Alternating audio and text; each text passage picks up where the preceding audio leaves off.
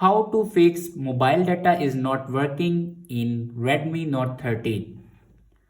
So let's start the video. First of all, open settings.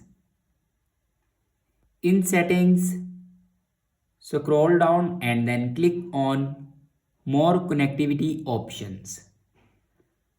Now here you can turn on or off airplane mode. After turning on or off airplane mode, then check your network connection will work properly or not. After checking your network connection, then open more connectivity options again and then click on reset Wi-Fi mobile networks and Bluetooth. Now here you can reset your network settings. After reset the network settings, then go back and click on about phone and then scroll down and click on factory reset and then click on erase all data.